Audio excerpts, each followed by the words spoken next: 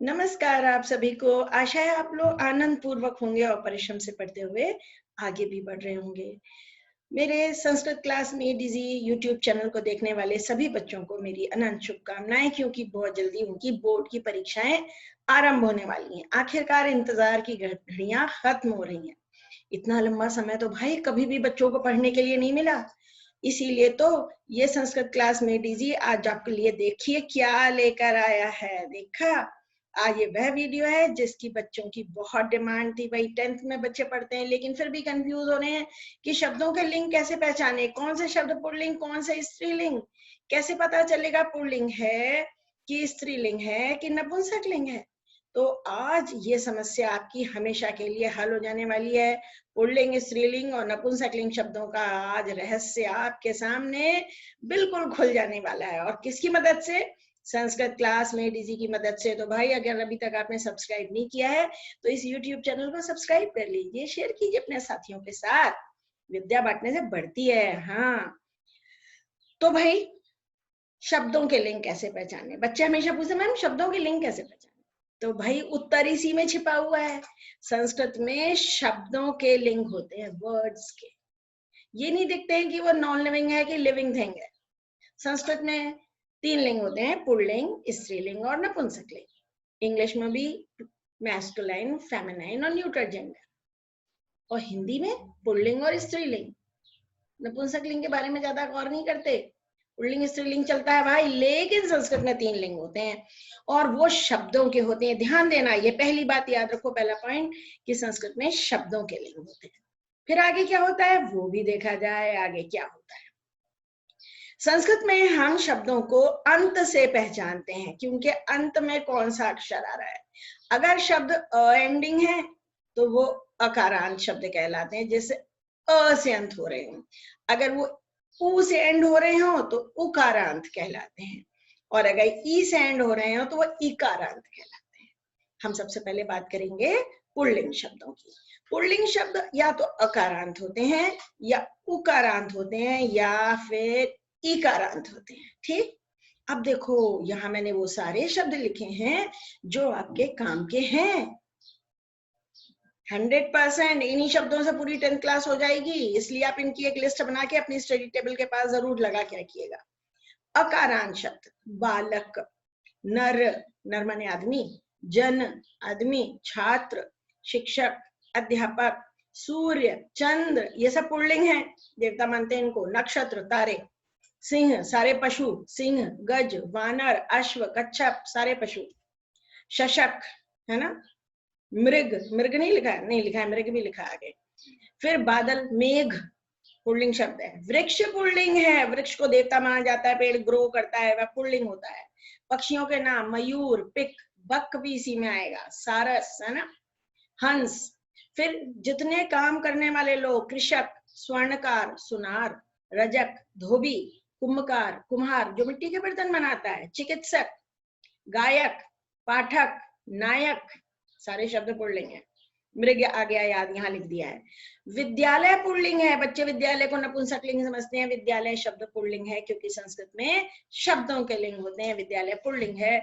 और पाठ और लेख शब्द भी पुल्लिंग है, ग्रंथ भी पुल्लिंग है। पुस्तकम नपुंसकलिंग होता है लेकिन ग्रंथ शब्द पुल्लिंग है। कक्ष, कमरा, ये भी पुल्लिंग है। कक्षा स्त्रीलिंग है, आ एंडिंग है ना, इसलिए। तो भाई अकारांत शब्द ये हैं सारे पुल्लिंग। अब उकारांत पुल्लिंग शब्द देखो जो उ एंडिंग है, उ से एंड होने वाले: साधु, गुरु, भानु, भानु माने सूर्य, शिशु, रिपु, रिपु माने शत्रु, रिपु भी उकारांत है और शत्रु भी उकारांत है। भानु, भानु माने सूर्य, अरे मैंने 2 बार लिख दिया। वायु, वायुदेव पुल्लिंग है। बंधु, ये भी पुल्लिंग है। भाई, तरु, तरु माने पेड़, ये भी पुल्लिंग। और प्रभु तो पुल्लिंग ही है। ये उकारांत उ एंडिंग शब्द है। अब ईकारांत ई एंडिंग शब्दों पर आइए: कवि, मुनि, हरि, ऋषि, गिरि, गिरि माने पर्वत। अगर पर्वत होता तो वो अकारांत होता और पुल्लिंग होता, पर्वत पुल्लिंग होता है। और गिरि ई एंडिंग है तो भी पुल्लिंग है। अग्नि, अग्निदेव पुल्लिंग होते हैं। अग्नि में ये मत सोचना मैम हम हिंदी में कहते हैं आग लग गई तो स्त्रीलिंग होगा, नहीं, अग्निदेव अग्नि पुल्लिंग है। रवि, सूर्य, सूर्य के सारे पर्यायवाची पुल्लिंग होते हैं। कपि, बंदर, वानर भी पुल्लिंग और कपि भी पुल्लिंग, पर एक ईकारांत है, एक अकारांत है। अब अकारांत, उकारांत, इकारांत शब्दों को में जो कैटेगराइज किया शब्दों को पाणिनि महोदय ने, पाणिनि जिन्होंने संस्कृत में अष्टाध्यायी पुस्तक लिखकर संस्कृत के पूरे व्याकरण को एक रूप प्रदान किया, उन्होंने अकारांत शब्द ये वो ढूंढ लिए कि सारे रूप एक जैसे चलते हैं। जितने अकारांत रूप शब्द हैं उन सबके रूप सेम होंगे, जितने उकारांत हैं इनके रूप सेम होंगे, और जितने ईकारांत शब्द रूप हैं इनके रूप सेम होंगे, कोई डिफरेंस नहीं होगा, एक जैसे होंगे। ठीक, तो ये हुए पुल्लिंग शब्द अकारांत, उकारांत और इकारांत। इसके अलावा रीकारांत भी होते हैं, री से एंड होने वाले।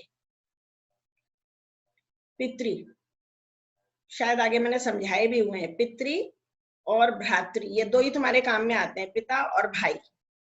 उसमें भी पितृ शब्द का रूप तो एक वचन ही काम में आता है, क्योंकि पापा तो एक ही होते हैं ना। भ्रातृ का हो सकता है बहुवचन, ये री कारांत है। और मातृ, मदर, वो भी री कारांत है और उसके रूप भी सेम ही होते हैं, बस द्वितीय विभक्ति बहुवचन में अंतर होता है एक शब्द का, बाकी सब कुछ सेम है। ठीक, अब हम आगे बढ़ते हैं और जानते हैं और भी कुछ चीजें। अब स्त्रीलिंग शब्दों पर आ गए भाई हम लोग। अब हम जानेंगे स्त्रीलिंग शब्द। स्त्रीलिंग शब्द भी आकारांत होते हैं, ईकारांत होते हैं और इकारांत होते हैं। इकारांत पुल्लिंग भी होते हैं, हरि, कवि, मुनि, और स्त्रीलिंग भी होते हैं, बुद्धि, मति, कीर्ति, मुक्ति, स्तुति, प्रकृति, है ना। Excuse me.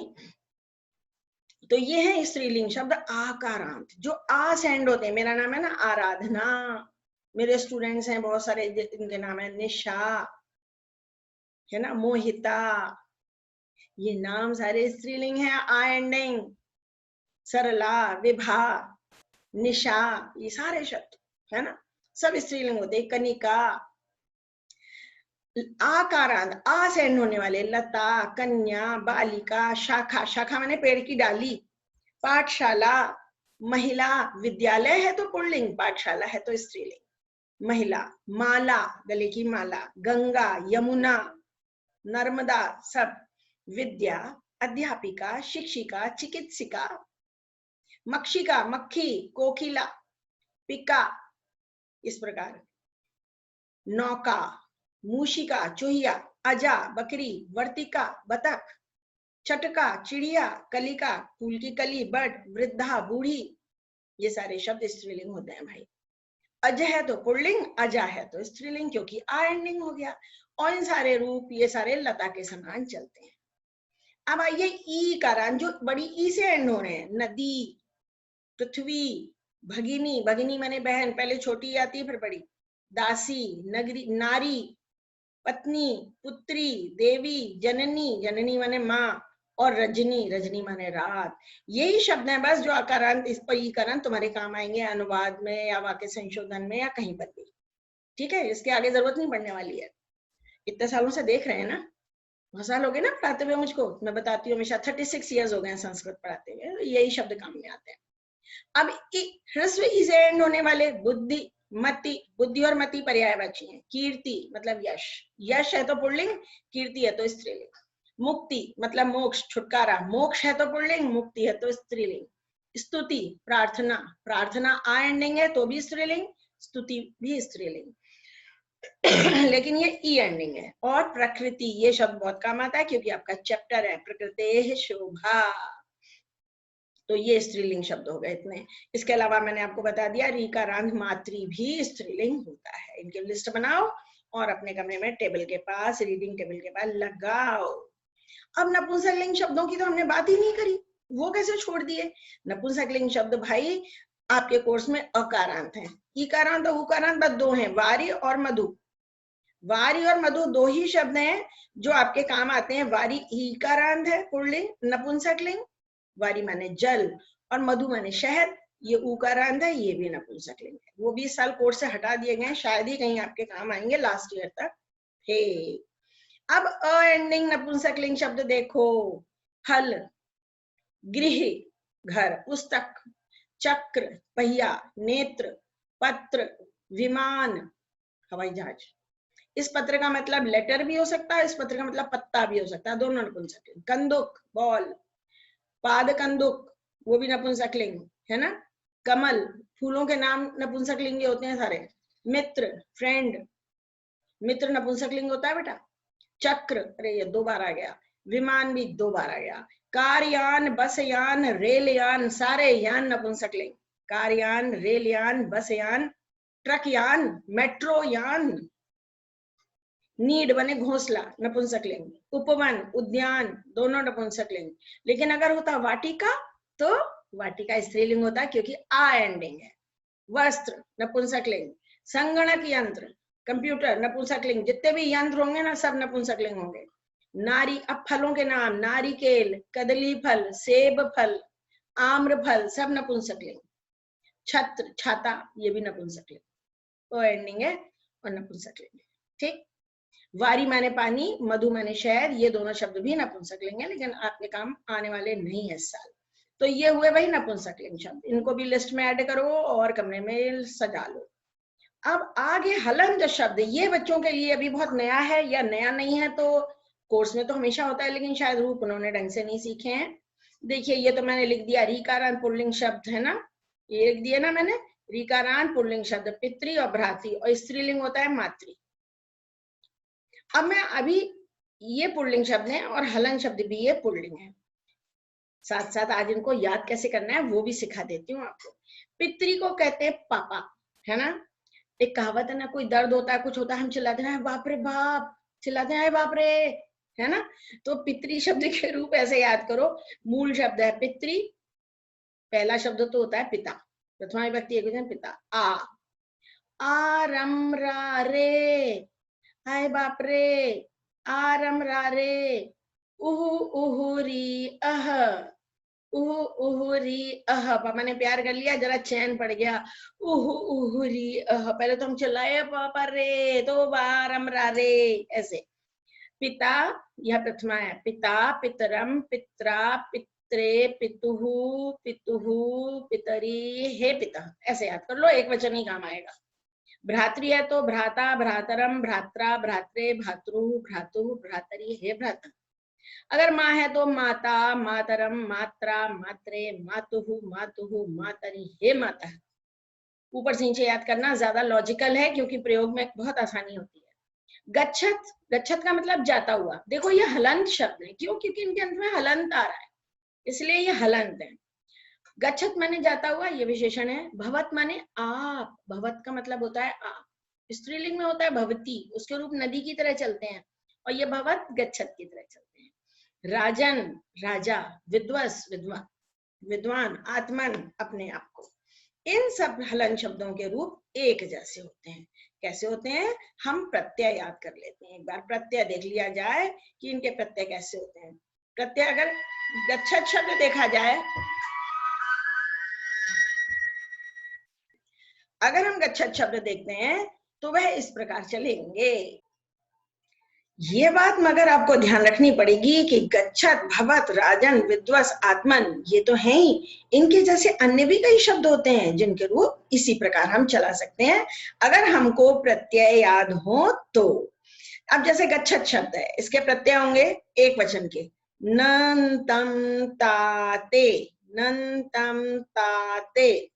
अभी तुम देखना ये पितृ और इसके भी प्रत्यय दोनों कितने समान है। नंतम ताते,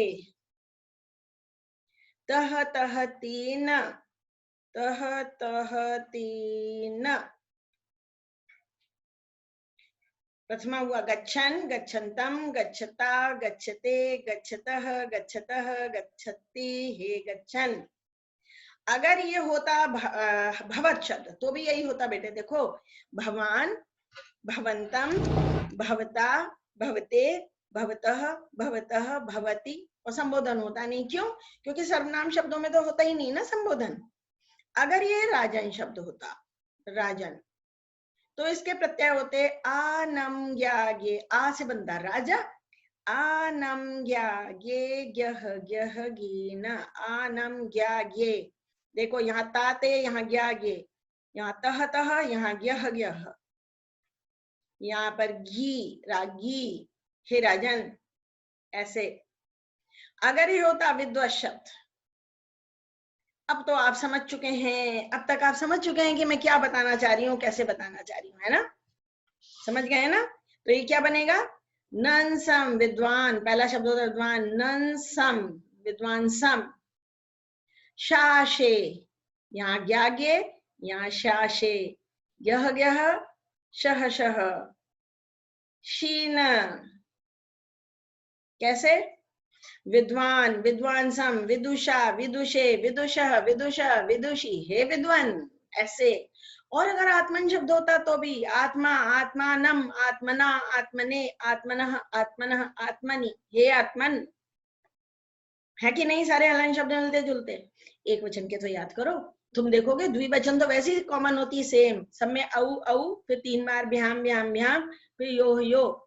द्विवचन की लाइन तो कोई से भी रूप हो सब सेम होता है री भाई, कुछ मुश्किल ही नहीं है। बहुवचन में इसमें 2 शब्द याद करने पड़ते हैं, प्रथमा और द्वितीय के खाली, सिर्फ राजा, यहाँ होता है राजा नऊ, राजा नह, यहाँ राजा नह, यहाँ राज्ञ। फिर होता है भी, भ्य, भ्य, नाम, शु, सारे ऐसे ही होते हैं। भी, भ्य, भ्य, नाम, शु, कोई सा भी रूप हो, राजन का है तो राजभी, राजभ्य, राजभ्य, राजा नाम, राजसु, राज्ञाम, राजसु। विद्वस हो तो विदुष, विद्वद्भि, विद्वद्भ्य, विद्वद्भ्य, विदुषाम, विद्वत्सु। सब सेम रूप, सारे सेम है।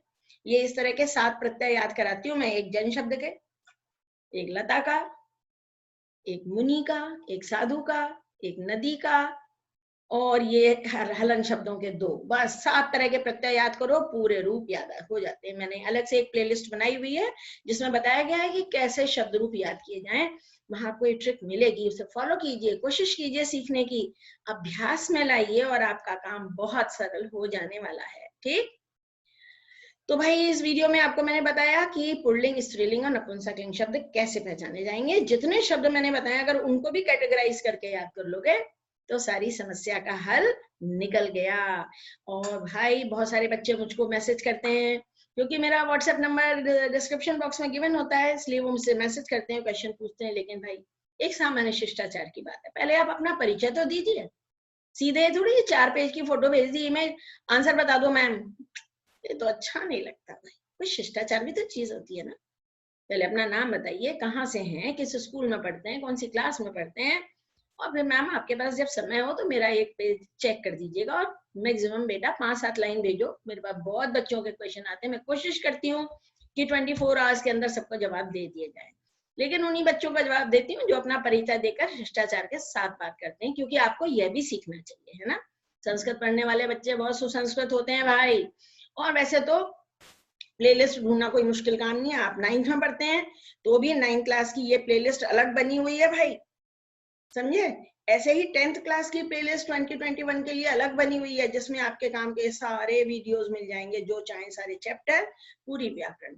नहीं तो आप प्लेलिस्ट को टच कीजिए, प्लेलिस्ट को टच करके मान लीजिए आपको हिंदी से संस्कृत अनुवाद सीखना है, तो ये 17 वीडियो हैं, एक के बाद एक सीक्वेंस में देखिए, और जो वाक्य मैंने लिखे उनको अपनी कॉपी में उतार लीजिए और फिर उनको सॉल्व कीजिए। 200-250 वाक्य होंगे, क्या मजाल जो एग्जाम में आपका कोई नंबर कट जाए, पूरे 5 नंबर पे कब्जा हो जाएगा, है ना।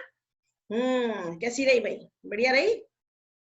तो इस तरीके से आप मेरा ये खोलिए, आप YouTube पर मेरा चैनल, जहाँ इसका नाम लिखा है इसको टच करेंगे तो ऊपर कई विंडोज आपको दिखाई देंगी, इसमें से प्लेलिस्ट वाली विंडो को टच करिएगा तो सारी प्लेलिस्ट खुलेंगी जितनी तरह की हैं। तो शब्द धातु रूप कैसे याद करें, आज इसको ट्राई कीजिए, ओके। या वाक्य संशोधन को जिसको टच करोगे वो खुल जाएगा, जैसे यहाँ वाक्य संशोधन को अगर टच किया गया इस वाले को तो ये खुला, है ना। तो इस तरह से आप देखिए, पढ़िए, आगे बढ़िए भाई।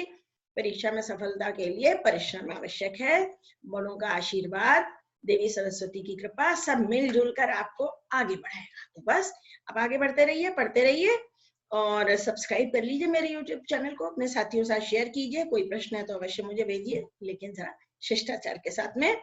और आपके लिए अनंत शुभकामनाएं, अनंत शुभकामनाएं।